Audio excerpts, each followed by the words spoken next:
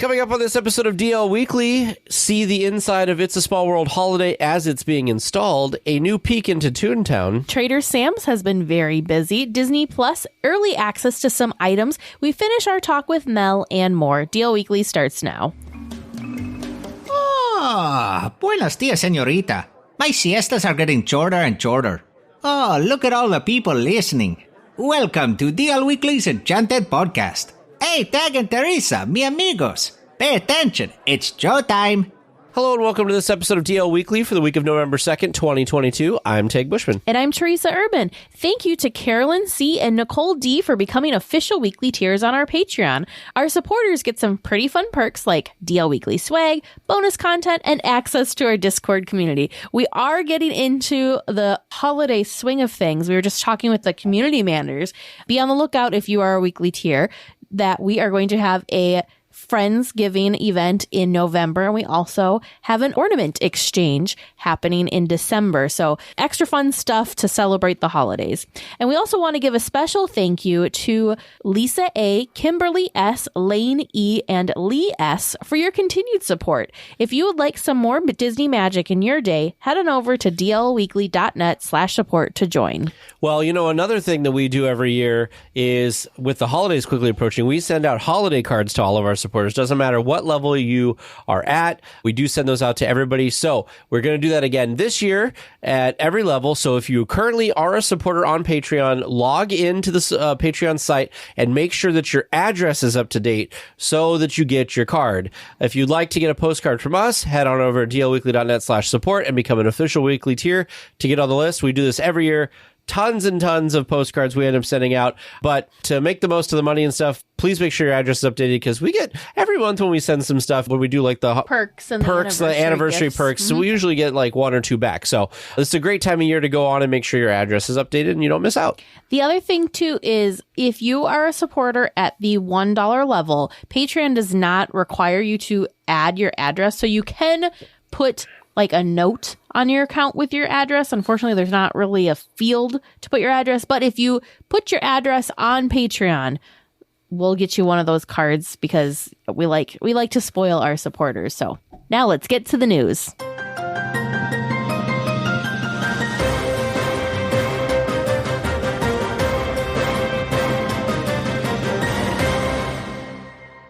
Well, Halloween just wrapped up and Disneyland is already in full swing to get things ready for the holidays. Tony Cabrera of ABC 7 News was able to visit It's a Small World overnight to see the changes taking place to prepare for It's a Small World holiday. On his TikTok, he can be seen walking through the flume in the attraction, which has been drained, and talking about the decorations. One interesting piece of information is that the holiday decorations are hidden behind black curtains in the attraction. It's a Small World holiday opens on November 10th of this year. To see the video, check out the link in our show notes. This was so cool. It's very rare, right, that Disney allows people to kind of peek behind the curtain to see kind of how the magic is made. So the fact that they were like, yeah, come on in, walk through the dry flume. Guess where we store the holiday decorations? They're right back there. It was very cool. First of all, just to kind of see it in the transformation stage, not seeing it solidly It's a Small World or solidly It's a Small World holiday. And he's like walking around back in areas that are, places that are just outside the flume that you can see that people can walk. It's crazy, just crazy. The other cool thing too, this just closed not that long ago. They've got quite a few things up in there already. So it was interesting to see kind of how quickly they're able to do this stuff too. So I don't know. This is something that's ridiculous, but I'm probably going to watch it on repeat. What's fun is he even gets really excited and talks about how great his job is for being able to go in and do these type of things, which I think is super cool. But I was really surprised that some of the decoration stuff are just like hidden in the like they don't go to a warehouse anywhere. Way to utilize your space. January is getting closer and closer, and with it, the grand opening of Mickey and Minnie's Runaway Railway. For guests to get to the attraction, some parts of Toontown will need to be completed. Currently, the walkway that leads into the land is nearing completion. The land seems to have a lot more trees planted than before as well. Gadget's Go Coaster has been repainted, Donald's boat is down to the metal studs on its first floor, and Goofy's Garden is well on its way to becoming a play area.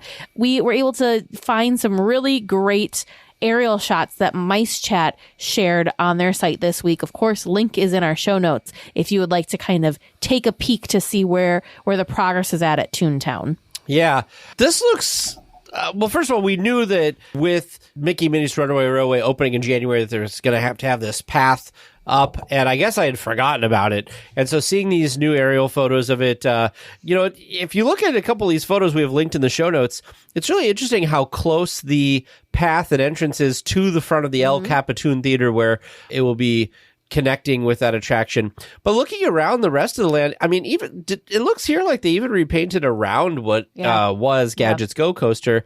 I like this. I like that there's all of this activity happening, and it seemed like when it closed that it was so far away, but somehow time has done the thing time does, and it has flown by, and before we know it, Toontown will be back open for everybody. I don't know, because I'm also looking at these aerial photos, because it's still the land of dirt. There is no pavement going on.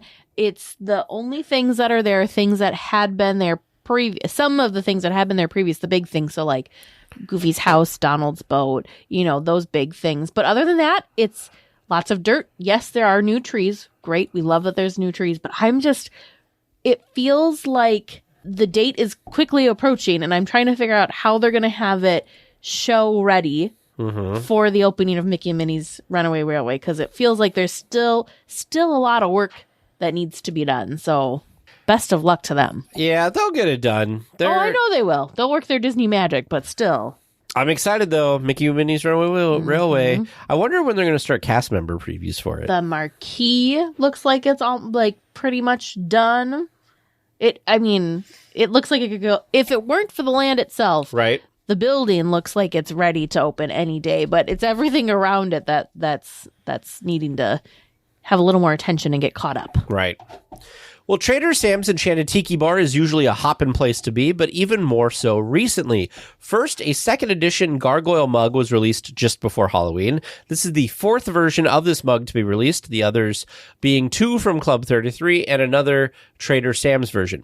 Well, this version is glazed in teal. In addition to the tiki mug, the bar closed for two separate mixology classes at 4:30 and 7 p.m.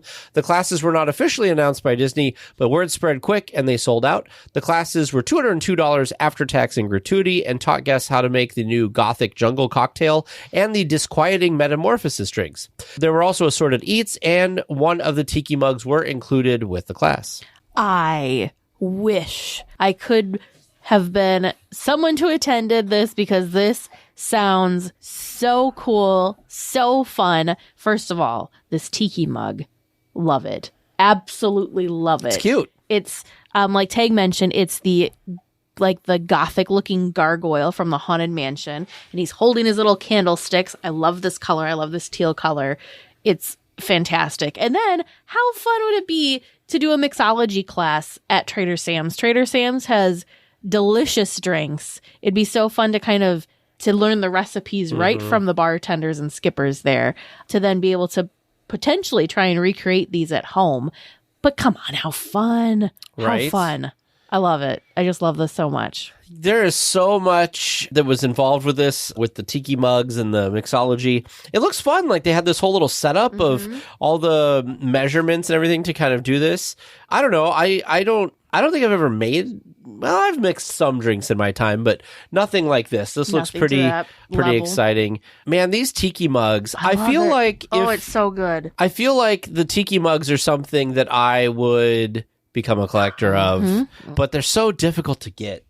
Because I feel like there's always... They're so great. That's why they do such a good job. This was surprising to me because for some reason, call me crazy. 100%. You can call me crazy. But for $202 to have this private mixology class at Trader Sam's learning 2 drinks, and I'm assuming getting those 2 drinks. They had like food available, and you got one of these tiki mugs. That price with the tiki mug, if $202 for all of that, that's not bad. That seems like about right for Disney pricing on a thing like that. So to include one of the tiki mugs in this as well, and not have to like have the hassle and all that. The hassle of trying to wait in line and get it. I love it. I am very jealous of all the people and very happy for all the people that were able to get to do this experience. If Disney didn't announce it, how did anybody even find out about this? That's what I want to know. Word of mouth. Maybe they just had like some little things here and there, and it wasn't like this big like, hey, guess what? I'm sure they had some announcement on some level, but not maybe the fanfare of like, say, Oogie Boogie Bash or something like that. Of course. So cool. So cool. Well, fans of Star Wars characters Count Dooku and Qui-Gon Jinn will like this next bit of news. Their lightsabers are now available on Shop Disney and will be arriving in Star Wars Galaxy's Edge later this fall. So I don't know if you've been watching the Tales of the Jedi show that's on Disney Plus, but I have not. It's like 6 shorts, I want to say, and so far it has been chronicling the Count Dooku, who was a Jedi, who was the master of Qui-Gon Jinn. So they kind of have been covering how Dooku, so far from what I've seen, I have not seen all the episodes, but kind of how over time certain things have happened that made Count Dooku kind of switch like he was in the movies and the prequels. So the fact that these lightsabers are coming out, great. I've always liked Count Dooku's because it's got that curved kind of light to it. It's really super cool. Yeah, no word on when they'll be in the park. They just said this fall. Well, this fall's coming to a close soon. Yeah. And as soon as I saw this bit of news, I thought of you instantly because way back when the Legacy lightsabers first started, you and probably Vern and James, because I wouldn't have been in on this conversation, we're talking about like what character lightsabers would you like to see come to the parks and would you like to be able to purchase? And I feel like Count Dooku was one of the ones that you had mentioned. So as soon as I saw this, I'm like, there it is. It is. I swore that there was a Count Dooku hilt somewhere because I swear I played with one in Doc Ondar's, but I'm wondering if it's like if there's something different about it. Maybe. So anyway, I'm excited that they've come out with one of these things. And then of course Qui-Gon's. I don't think I've seen Qui-Gon's lightsaber anywhere. So Disney Plus subscribers have received early access to 2 more Legacy lightsabers on shopdisney.com this week. The Anakin Skywalker and Obi-Wan Kenobi Battle of the Heroes Legacy lightsaber set is available now to Disney Plus subscribers for $375. The set includes both lightsabers inside of a collectible case with a black and red design reminiscent of Mustafar, where the epic battle between the two took place. The set is a limited edition of 5,000. Ooh, that's cool. So again, I'm not one to know much about these, so I can't comment too much. But the thing that really caught my eye is the box. Of course. Is the collectible box that these lightsaber hilts come in. $375 for the box. But I don't think I would spend $375 for the box, but I mean for the box set. Not just for the box. It's not a $375. When you said that, like, that sounds like a $375 box. Disney pricing, you never know sometimes, right? But that seems a little much. Anyways, this is not something I would spend money on, but they look cool. The build quality on these is just fantastic. They've got some, our link in our show notes has some zoomed in photos that Disney has put on there. And these things are machined to a stunning degree and they look really amazing. And the box does look pretty cool. It's got some airbrush writing on it. And what an awesome collector set for folks that are big Star Wars fans. I'll have to ask producer James what he thinks of this because I feel like this would be something that he would like. Not that he'll spend $375 for it, but I think he would enjoy this. There are some other Disney Plus subscriber early access perks on Shop Disney now too. We've got some stuff for the Black Panther, Wakanda Forever. There's a Black Panther collectible mask. There's a World of Wakanda Artist Series puzzle and an Artist Series jacket, along with the Anakin Skywalker and Obi-Wan Kenobi Battle of the Heroes Legacy lightsabers. There's also a Legacy lightsaber dark saber set. The dark saber's cool. Yeah, there's a Ahsoka Tano special edition doll. Dark saber, out of curiosity? And an Ahsoka Tano Legacy lightsaber hilts set. Let's look at because the dark saber. How much the dark saber? $249. I wish it wasn't $249, but I think that comes with the blade. Yes. So the dark saber is pretty cool. Are they already sold out on a bunch of these things? Some of these things are sold out already. Yes. Oh, which the is Anakin wild. Skywalker set is sold out. Some things that are for Doctor Strange and the Multiverse of Madness. There's a Marvel Hero Replica Captain Carter's shield, Doctor Strange cloak for adults, and the very, very popular Scarlet Witch ear headband for adults that we have seen in the parks, but it's special just for Disney Plus subscribers now. And then there's also some fun t-shirts to celebrate Disney Pixar's release of Lightyear and Frozen. Pretty cool. This is obviously the rumored prelude to their kind of Amazon Prime-like subscription service that has been rumored that Disney is eventually going to come out with. It's going to include Disney Plus and some discounts and stuff that you can get doing shopping and stuff like that. So be interesting to see how that all works out. This the cloak is only cool. $99. The cloak is very, very cool. Wow, that's way cheaper than I thought it was going to be. Yeah, it's cool. That's super cool. Like, if you were a big Doctor Strange fan, oh yeah, how cool! So neat. I like it. I like it. Very fun. Your attention, please. DL Weekly Trivia is now leaving for a grand circle tour of the Magic Kingdom, with stops at New Orleans Square, Mickey's Toontown, and Tomorrowland. All weekly tiers for... Welcome to Trivia Land. How we feeling tonight? You got some great answers up in those heads of yours? I hope so. I don't know if they're answers to the questions you are going to pose, but I do have some answers. All right. Well, I feel like I may have taken it easy on you tonight, but we'll find out. Of course. Yeah. So today being... we are recording this episode on November 1st, 2022, which is Dia de los Muertos. So, of course, Pixar's Coco is based on Dia de los Muertos. Your first question tonight, do you know what year was the first year that Disney California Adventure celebrated Coco in the park? Celebrated Coco? When did Coco come out? I'm going to say 2017. Is that when Coco came out? Nope, but I'm not sure when Coco came out, but that's when I got these Coco ears that I'm wearing. So that's But did they do a celebration in the park? I'm going to say 2018, just to be different. After. Just to be different. All right. 2018 and 2017, those are your final answers? Yes. All right. At the west end of Paradise Gardens Park, near Goofy's Sky School, is where the official Coco celebration is held. Do you know what they named this area for the time being? I do. It's the Plaza de la Familia. I would concur. Okay. Sorry, Teresa's I got really excited, and I was trying not to yell, so I probably said that a little too quiet. Plaza de la Familia. You said it very suspensefully. All right, so Plaza de la Familia, is that your final answer? Yes. All right. And your third question tonight. Which characters can you have a meet and greet with during the Coco celebration? Well, Miguel. Miguel. Just Miguel, I think. Like, what do you mean by during? Like, not during the just meet and Like, greet. if you're in DCA and you're at the Coco celebration at Paradise Gardens Park, okay, in the area that you've identified as Plaza de Familia, and I'm not going to confirm nor deny if that's the correct answer. Sure. You could have meet and greet with character and or characters.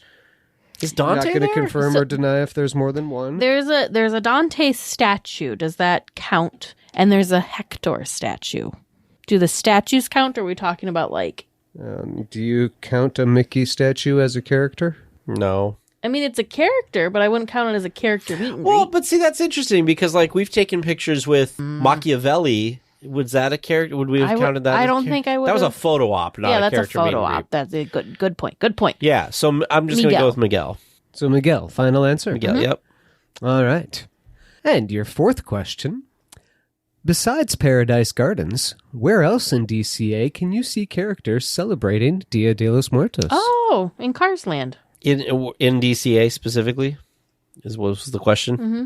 Yeah, Cars Land. Because in there's... Luigi's, right? Nope. Ramon's House of Body Art. Yep, has an ofrenda for Doc. Actually, that's right.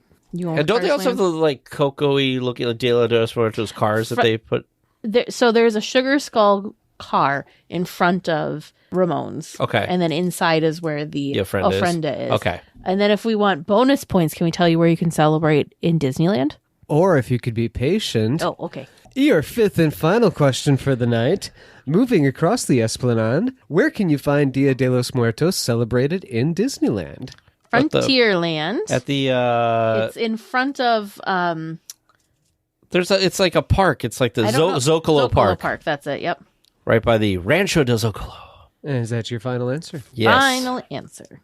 All right. Well, that's all the questions I have for you tonight regarding Dia de los Muertos. Listeners, how do you think they did? Do you think they got all the answers right? How do you think you did listening at home? Stick around and we will find out together. For our discussion topic this week, we're finishing our conversation with Mel McGowan. Enjoy. I'm glad that Universal went that direction because Universal in general, before that, in my opinion, they kind of did their attractions. There was like a Back to the Future attraction that turned into like a Simpsons attraction, and there's a Jurassic Park attraction. Ride the movies. That was a big enough idea. Yeah. But man, when they went, and I would say at the time, surpassed Disney at their own game for this land, and it was so popular. I feel like Disney sometimes can rest on their laurels and they think like, oh, well, we've been doing this a long time. We're very successful. We have 10 money printing machines just right here in the back, and it just sits there and prints money all day long and, whatever. But then you get like Universal, who's like, well, guess what? We're going to take one of your money printing machines and we're going to add it to some of ours. And now people realize that they don't just have to spend their money with you because we can also provide a great experience. So the fact that you bring up like the Cedar Fair and Knott's Berry Farm, which is owned, I think, by Cedar Fair, I think it's great that those properties are also starting to try to do some theming or some neighborhoods because they're great parks too. Like they get overshadowed because people think Disney and Universal, they're kind of like the big titans. Well, I want to correct that just because it's not that they're starting. I mean, Walt Disney was stealing ideas from Walt Knott back in the day. I mean, Ghost Town was and still is one of the most immersive theme lands. I mean, the nooks and crannies and just the number of different streets and side alleys. I mean, that's pretty awesome stuff still. Yeah. Oh, I agree. Definitely. I agree. But but in the consciousness of the visitors, it kind of, people were like, oh, Disney. Yeah. So I really like the fact because from us, we live in the Midwest, like we don't have a Disneyland or a Universal near us. So it's kind of like, our thing that we go to is we've got what's up in Minneapolis? There's like is that a Cedar? Great America up there. Great America. Flags, yeah. Yeah. So it's like, that's what we got. I've been to Cedar Point in Sandusky, which I think is great. It was a very Classic clean amusement park. Yeah. It was so clean.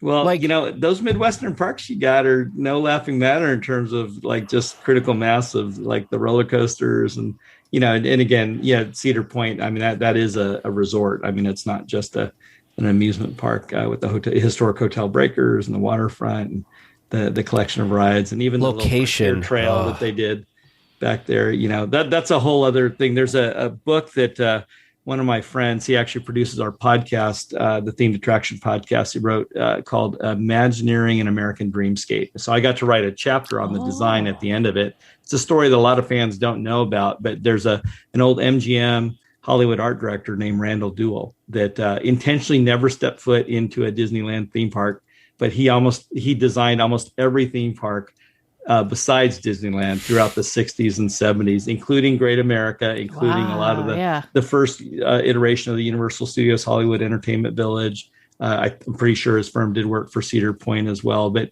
the way that they took the principles of Hollywood backlots and, very much along the lines of the original Disneyland art directors took those simple principles. But one of the things I appreciated about them was they were working for local real estate developers that wanted to bring Disneyland to their hometown. So they didn't have these globally recognized IPs. So they used the local stories, the history of, what are the Six Flags that have had dominion or that have flown over Texas. So we'll have a Mexican area and a Confederate area and a French area, just as an example. And that was the roots. And again, Great America was the Marriott Corporation trying to get in the family entertainment business and hiring the best. And he was the best at the time. And if you ever go back and look at either the original park maps or video footage, or look at their opening day special, it's very, very Magic Kingdom 70s Disney-esque from the quality of the entertainment and the mix of food and the emphasis on quality and cleanliness. And, again, they didn't have Pirates of the Caribbean, but they had Orland's Place and they had the full scale cable cars running down the streets and things like the double-decker Columbia were, really just beautiful set pieces, for a kind of almost a Hollywood musical production, Wow. So I'm going to go kind of left field. Oh. So since you had a lot to do with, the design of Downtown Disney and, what that is today, what are your thoughts of how they are kind of reimagining that far west end with what they're kind of like widening that retro-y kind of retro feel and the different design that they're going with that area? What are your kind of thoughts on that?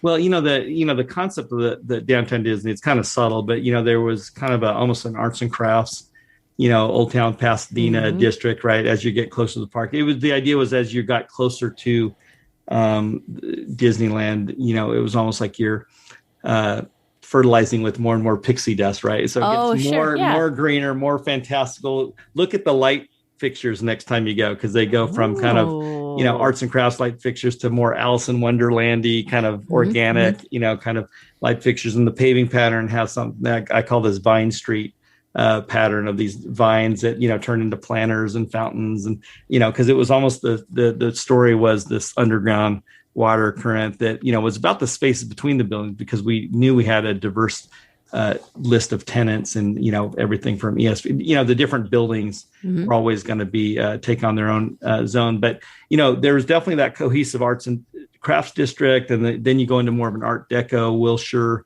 Wiltern Theater kind of Art Deco district around Catal and that area and the kind of the wine garden, and as you got closer to the Disneyland Hotel, I just called it a little bit of a big box mashup, frankly, because it was a design challenge. We had, Rainforest wanted to do their Rainforest thing. ESPN Zone wanted to do their Baltimore Fieldhouse. AMC wanted to do an Art Deco thing, the Latin Club, so it was kind of a eclectic. We were really leaning on that area development or the paving and the spaces between the buildings to be a little bit of a cohesive story, but it definitely got more cohesive the further you got to Disneyland. So frankly, the current vision of, that area being essentially a mid-century modern Disneyland hotel, when we did that 20 years ago, I don't think there was quite the love, affinity, nostalgia for mid-century modern, what I call Jetsonian design. You got to remember, they were forcing all the classic 50s Googie motels, the cheesy theme, the Jack and Jill, the Heidi Inn,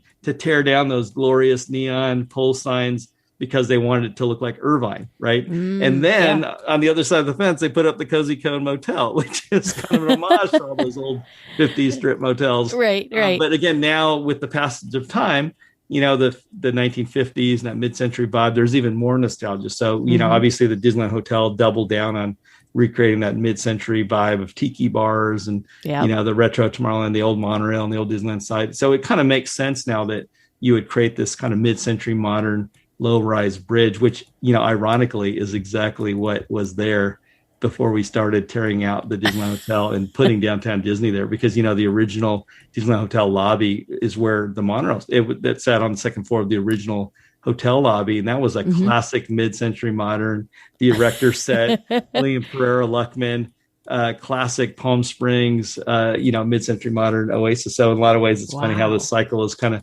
coming back, but I love Palm Springs, mid-century modern, and I think it's actually a pretty good fit. So I just Google Street Viewed as you were talking and went through Downtown Disney, and I have never paid attention to the lights. You will now. Well, I did. I went through and you're right. Look at the paving. Look at the vines. Yeah. Yep. The other thing, I real quick, is the same architect that we work with, a Boston architect named Elkis Manfredi, did the architecture for Downtown Disney. They went on to do Americana Brand, the Grove. Again, taking Disney on the road. But the great things about those spaces is, of course, that idea of this organic green commons kind of space, right? That we were missing because we were focused on this kind of almost meandering linear pedestrian spine, right? Because we just had such a distance to connect stuff to. And again, that's something I think that's going to be a great add, is to actually have that open space breathing area, between the two areas. So it's less of a linear urban spine themed as a garden to actually have a garden. So that'll be great. Yeah, I was just looking. The planters are even leaf shaped. You didn't notice the planters being leaf shaped before? No, I just thought that they were cool shaped. Like, there's a fountain that's even leaf shaped. This is subtle. even more. Yeah, I keep wanting to give credit. Martha Schwartz. Wow. And she's kind of like the celebrity star architect, landscape architect that Disney fans. If you look at Martha Schwartz, ASLA, you'll see some cool stuff. But there's so many contemporary artists, architects, designers that don't fit that traditional immersive Disney Imagineering mode, but they're still just what they can add to the built environment. So I love that sense of fusion and kind of it's just that blend. Sometimes you're literal with your spatial storytelling. Sometimes it's more poetic, abstract, more of a metaphor. I'd say that Vine Street was kind of one of those pretty subtle metaphors. It doesn't hit you over the head, but there's enough layering with the environmental graphics, the signage, the light fixtures, the patterns, the type of plants that really subtly weaves together a pretty architecturally disconnected, diverse, context, but it still creates that sense of place. So, wow. Oh my goodness. Okay. Another question. We're learning so much. Yeah. I mean, I didn't think we'd talk so much about this. Is why we don't have pre-done questions, because I'll send the design degree in the mail. Gone all of these different things. It's amazing. Wow. So after your final exam. Yeah. So a question for you. I've wondered this for a long time. You may not know the answer, but I feel like you might be somebody who might be able to helpfully, sort of answer this. Why, other than money, which is probably the real answer, why has Disney, we've had these security tents up since, 9/11, basically. Why has Disney not built like a themed building that goes with everything else to have these security things? Because they're still very temporary, and it's like, I don't know. It just seems like something they're not going to get rid of. Why would they not build like the turnstile theming and the ticket booth theming? Why would they not do that for their security? It was planned and designed. And we talked about those politics early on, but, we talked about that Eastern Gateway, on the Western side, there was a Grand Central station, basically the monorail station, the hotel complex that would have handled all that vertical mixed use and entry point. And so I think you're going to probably see all that with this upcoming redo, because Disney definitely gets sense of arrival, the importance of that, and you're definitely operating in kind of a longer than necessary interim condition, but basically just a course correction, change of plans when they had that weird pause pre-COVID. Gotcha. Sure. Yeah, because I used to, back when DCA, right after I went to Disneyland the first time after DCA opened, I've always stayed on Harbor, so I always come in that way, and I loved the theming of the bus area of all things, because you had these like large like cones that were that was Martha Schwartz again. It was called Madcap Mania. She had this crazy take on Route 60. She was from Boston, kind of this Harvard. So for her, that was this interpretation of the crazy California freeways and car culture. And It was almost her take on Cars Land before the Cars movie. And it was very tongue in cheek and kind of whimsical. They've kind of, I think, cut out a lot of that original wackiness, but the boldness and pattern and color. It reminded me of, because of how big those cones are, it reminded me of Toy Story 2, where they're all under the cones and they're like walking across the street. Exactly. But it's just, I don't know. I just think, and we just found this out like a year and a half ago. We talked to somebody that there's a road that goes under and is parallel to harbor that we didn't know ever existed. And I'm a big satellite view person, and I don't know how I never noticed it on the satellite view. But the amazing use of like trees, you know, those big trees and shrubs to just cover it, like you would never know.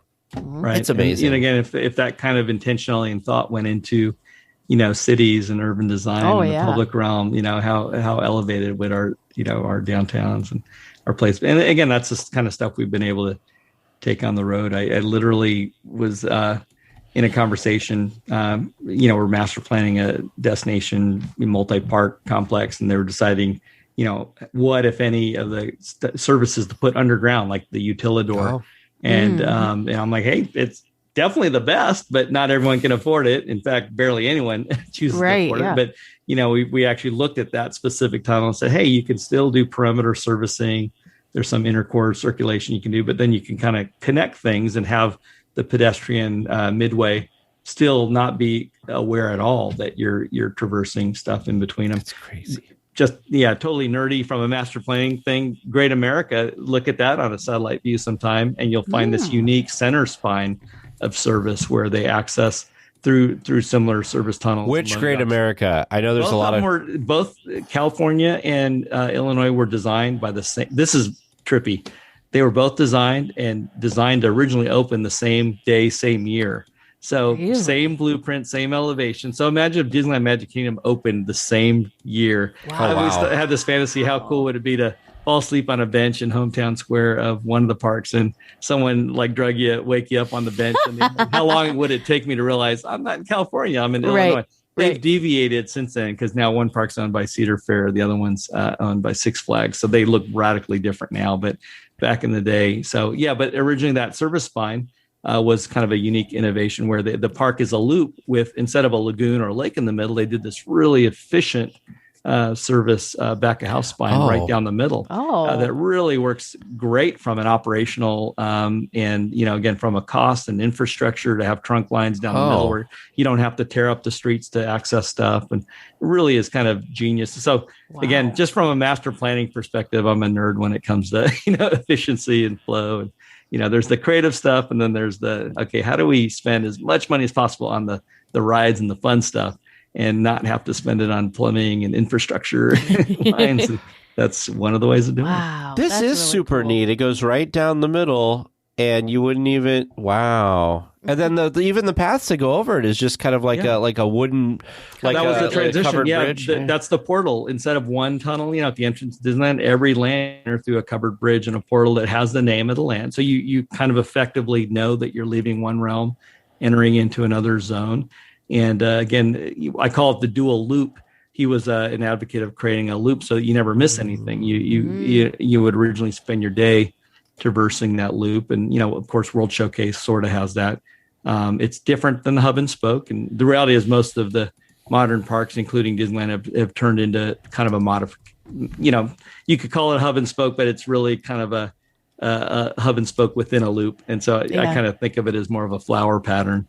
You're kind of, you're able to kind of keep on looping and ending up back at the same spot. But anyways, nerdy, master planning, theme park stuff.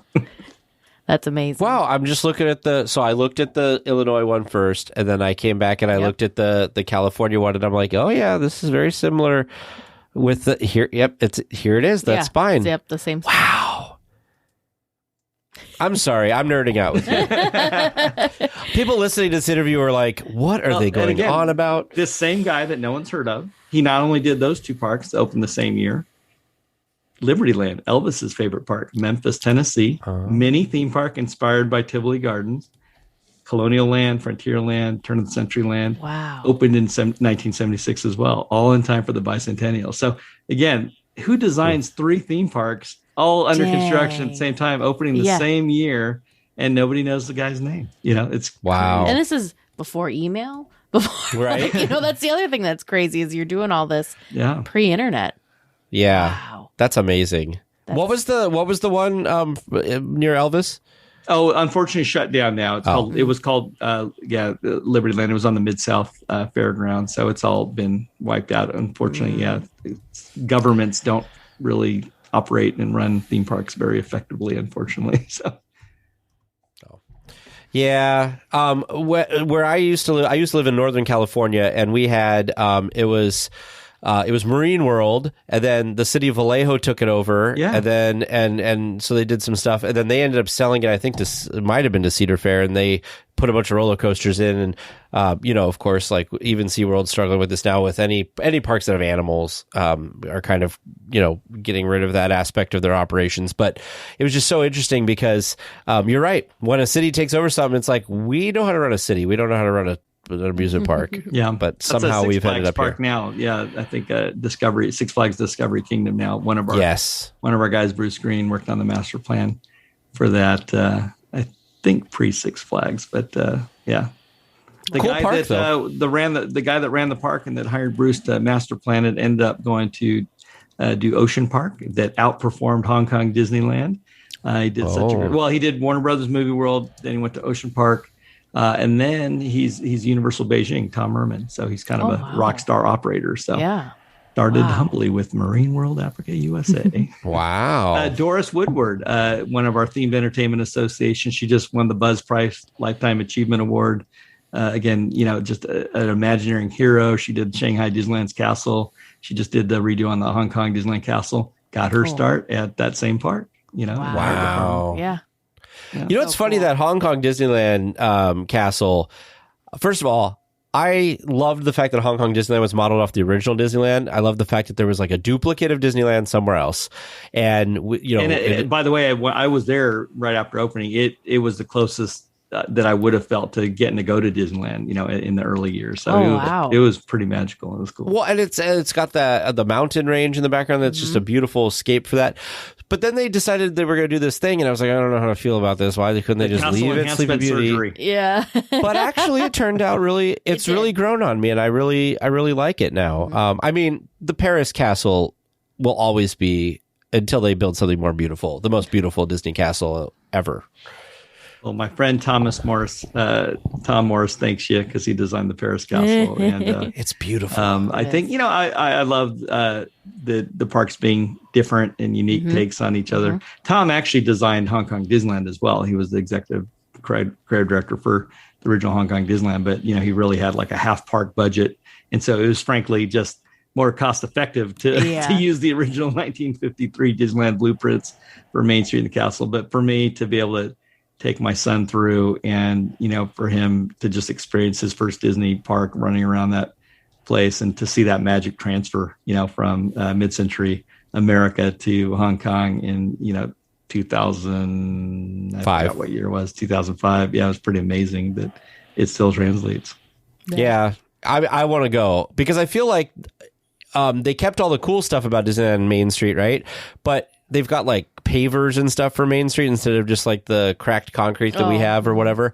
But like I think that's a plus. I'm like, that's really awesome. So I don't know. We'll eventually, the goal, bucket list, hit all the parks. I've only done World, Land, and Paris. Well, you're on your way to winning the Disney bingo. You just gotta, there you go. A few more to go. I will say when you go to Hong Kong, take a look. Even the paving, changes the perspective. It really changes the sense of scale. And even though it's the exact same height and elevations, and with the castle, it's different now. But yeah, it really does. Something as subtle as that color change on the ground, it really does change your sense of scale. Huh. Very cool. So I kind of want to go back so we talked about some of your design work with Disney, and we've talked about what you're currently doing with Storyland Studios. What was the point, or what was kind of the spark to kind of make that leap and found your own company to be able to do this, to kind of bring this to people outside of the Disney universe? That's a great question. Yeah, to be honest with you, I thought I won the lottery, getting to find my dream and work at Disney. I thought I'd retire there. I never had any intention. I got an offer I couldn't refuse. One of my professors, he was an adjunct professor, so he was a full-time consultant, international planning design consultant. He asked me to lead a tour of I think Chinese dignitaries or business, whatever, showing some of the work I'd done during the 10 years of brain damage at Disney is what I call it.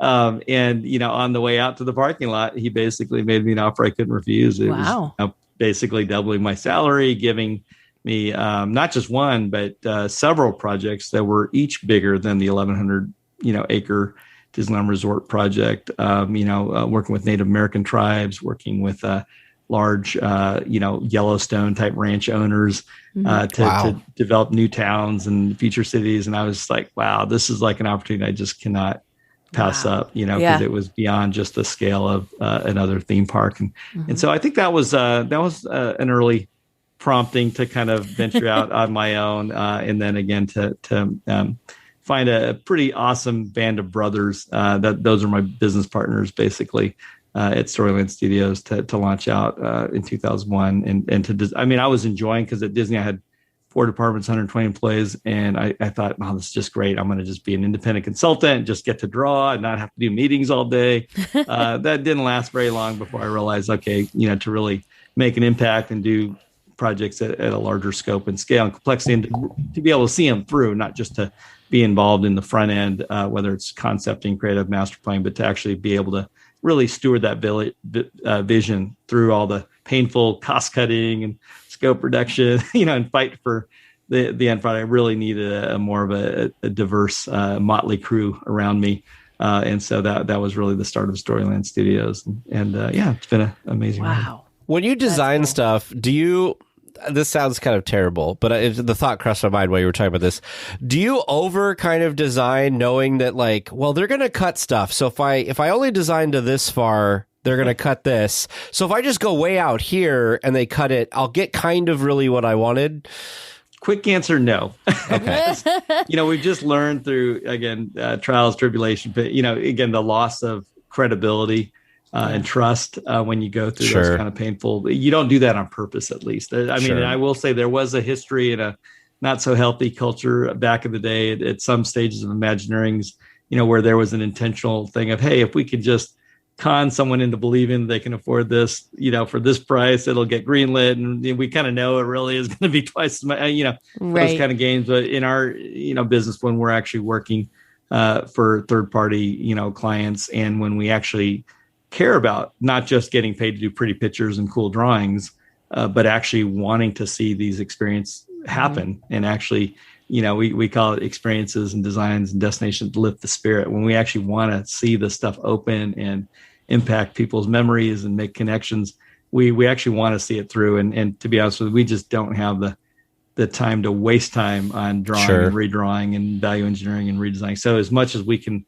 kind of control, to be honest with you, we don't just start blue skying and drawing stuff unless feasibility reports have been done. And it sounds like not creative, but to be honest with you, you can be way more creative and certainly more effective if you kind of have some of those I call it the BSs of the project: budget, scope, schedule, the triangle of good, fast, and, whatever, you get that stuff figured out in the front end, then you can dream, within that. Anyways, it's just a little more of an efficient way of drawing. Yeah, that makes sense, because otherwise, if they just say, well, we want you to redesign, so say like your hometown, just redesign downtown, and they don't tell you, what your kind of goalposts are around that project. You could go huge or you could go way too small, so it's good to, it's definitely good to. And Walt Disney set this up. I mean, no one's going to accuse that guy of lacking vision. And even if it was just done to convince bankers, he commissioned Buzz Price and had him do the feasibility work. And, and today in our little internal support system industry, the Themed Entertainment Association, when we give someone a Lifetime Achievement Award, whether they're a creative designer like Doris or whoever, it's not the Walt Disney Lifetime Achievement Award, it's the Buzz Price Lifetime Achievement Award. We've learned the value of designing the roller coaster map and the left and the right brain. So knowing what you know from all of your clients and from working with Disney, this is going to be a very selfish question. Do you ever see specifically Disney, or something Disney level, Universal, whatever, having another resort in the U.S. somewhere? Or I have no comment on that. Okay. Okay, that's fine. We could cut that from the podcast. I'm totally kidding. Here's the thing. The they definitely have looked into that. They've actually had false starts. I mean, the idea of, from Disney stores to Disney Quest to Club Disney's, the idea of, doing physical place-based immersive experiences, again, there's a level of when you say resort, but certainly that was looked at, right? When, from St. Louis to, Manassas, Virginia to whatever. So, there's not, even with this merger with Universal, I mean, there, Paramount, some of the major studios have been in the regional park business. So, there's no reason to not say that would completely be closed off of possibilities and likelihood. We personally are pretty excited about, some of the work we're doing within the U.S. to create at least one, if not two, new destination resorts somewhere near. Let's hope so. Some of you, hopefully. So. Well, because one of the things that's come up is they talk about financial stuff and whatever, and they talk about that there's a supply and demand issue with Disney parks specifically right now, which is there's more demand than there is supply. So I'm like, well, then build more parks so you have more supply. But it seems like that's more complex than just go out and do it. You have to even when Walt Disney did Florida, he had to do all these shell companies and be really super sneaky, because if they knew Disney was doing it, the price would skyrocket. Be so much more complex for nowadays too. There's so much more things. Yeah.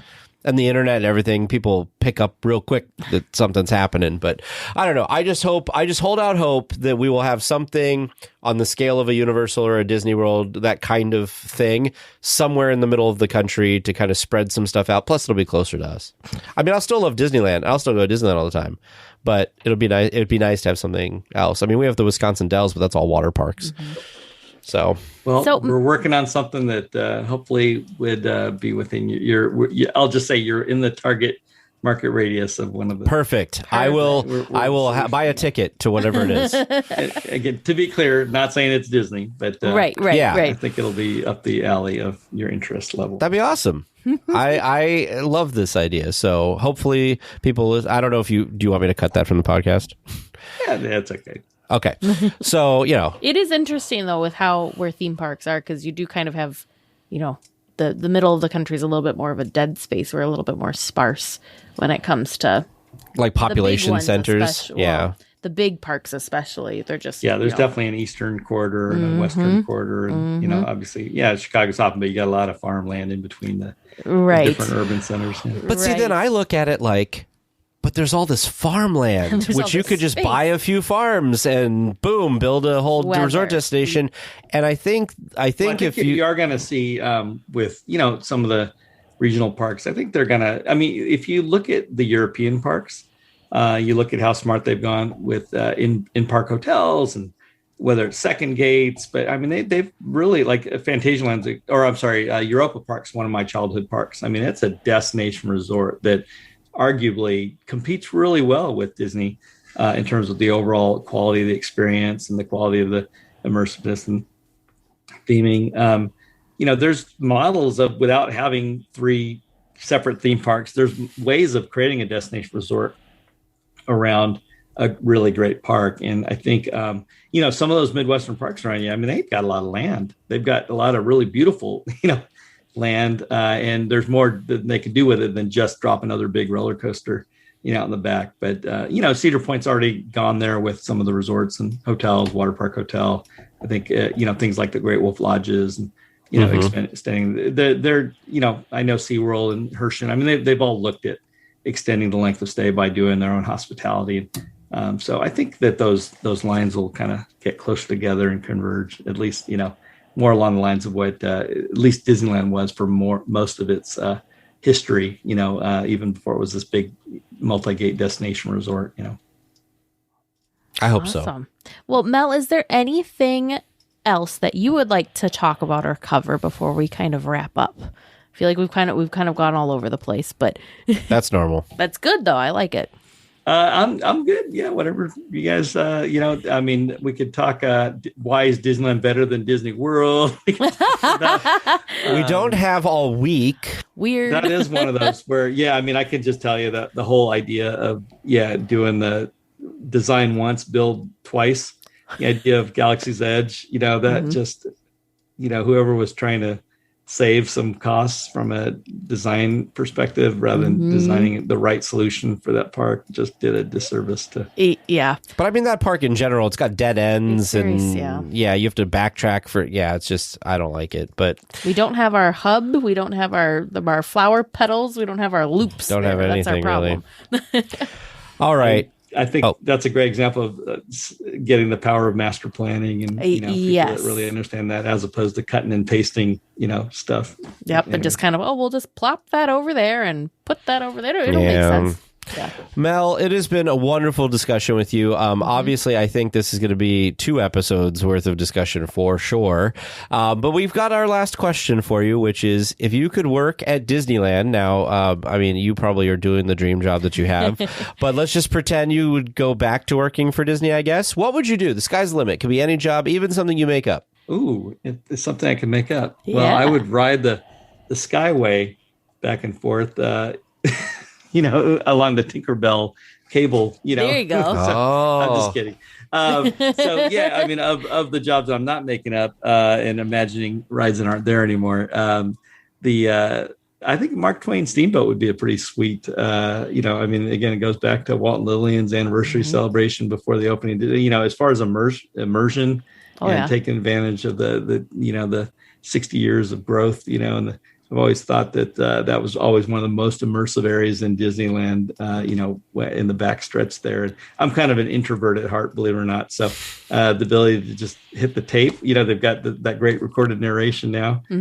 I would say Jungle Cruise skipper, but I think I'm lazy and more introverted and enjoy the view, up there in the captain's little tower there. Yep. Oh, yeah. And you don't have to bring anybody up there. It's wonderful. Yeah. And talk about design. It is amazing that you were just so transported, and it is so quiet when you're on the rivers of America. You've got the train right there. There's so many things that should be that's loud one of the reasons I love Peter distracting. Pan. Some of the opening day stuff that was so simple yet effective, of transporting you, I think is just so powerful, Oh yeah, definitely. So learning lessons. One last thing I just want to say. So if people want to know more about you, do you have social media accounts or anything like that people could follow? Does your company have something? What's your podcast? Appreciate it. Yeah. On social media, on Instagram, I'm at Visioneer. So the word Visioneer. Mel McGowan on Twitter and Facebook. Storylandstudios.com. Definitely the main place for what we're up to these days. Storyland Studios has all of our own, social media channels there. So, but yeah, thanks so much for the opportunity to share. Oh, well, thank you for spending all your time with us. That's a pleasure.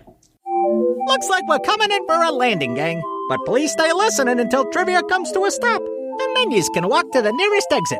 Thanks for listening to the 8th wonder of the world, DL Weekly. Welcome back to Trivia Land. How you feeling? Do you think you got them all right?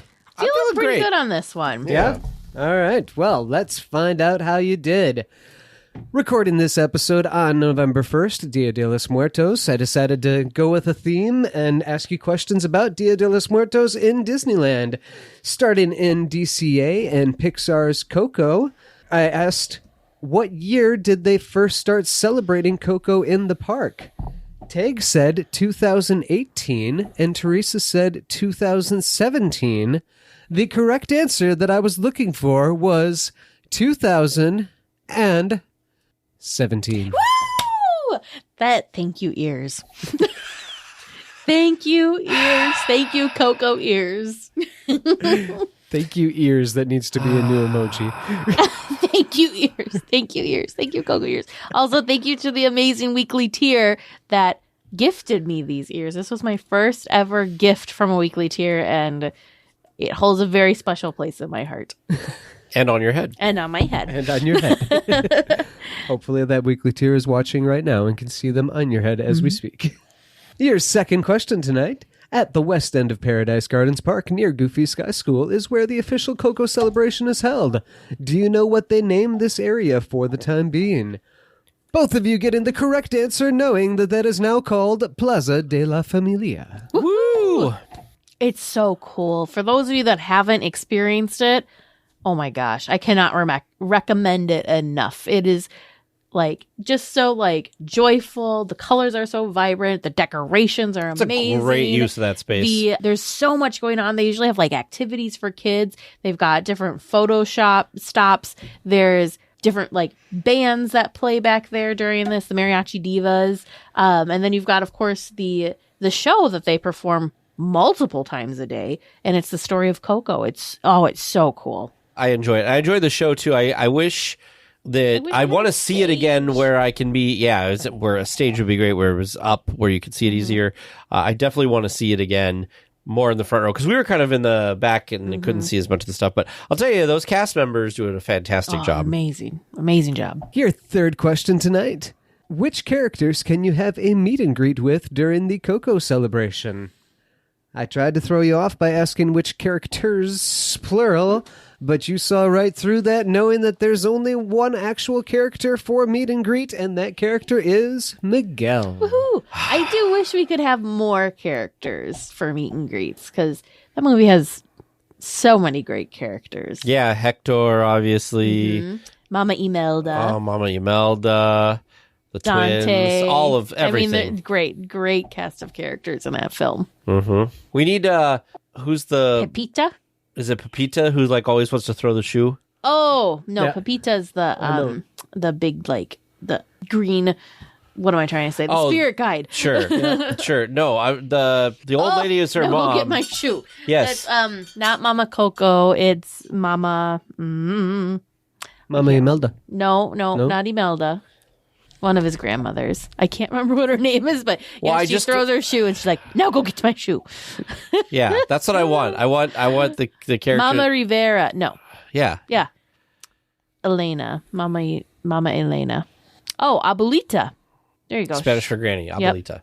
Yep. So he doesn't say Mama Elena. It's Abuelita. I just want her to show. I want to have a meet and greet where she throws her shoe at me. Throws her shoe at you. Your fourth question tonight. Besides Paradise Gardens, where else in DCA can you see characters celebrating Dia de los Muertos? Both of you knowing that is in Cars Land, where Ramon has an ofrenda honoring Doc Hudson. Woohoo! Look at you remembering that too. That it was Doc. Mm-hmm. And your fifth and final question of the night. Moving across the Esplanade, where can you find Dia de los Muertos celebrated in Disneyland? Both of you knowing right off the bat that is in Zocalo Park in Frontierland, where there's a display of two traditional ofrendas, calaveras, or sugar skulls, and an iconic figure of La Catrina. I love the decor over in this area, too. It's just... Wasn't this the first place that had any type of Dia de los Muertos stuff anywhere in the parks? I think I love it. It's just so... Yes, it's like That's skeletons, but it's so colorful and so vibrant. It's the least scary type of skeleton, for sure. Yes, exactly. It's a very, It's like, I like that it's a mix because, yes, it's like skeletons and skulls, but they feel like they're very full of life still. Yeah. It's not like doom and gloom. Yep. Well, listeners, how do you feel about how they did? Are you impressed that they knew everything? Or almost. How did you do listening at home? Do you think that you've got some great questions that would be able to really stump them in the future instead of just giving them all the answers like I did tonight? If you think you've got a great question for them sometime, feel free to send that in to us at trivia@dlweekly.net. Well, we will be back next week with more Disneyland news and information. Until then, go out and enjoy the parks. Please remain seated until the podcast comes to a complete stop and the doors have opened. Then collect your belongings, watch your head, and step carefully from the episode. On behalf of all of our crew, thanks for traveling with us.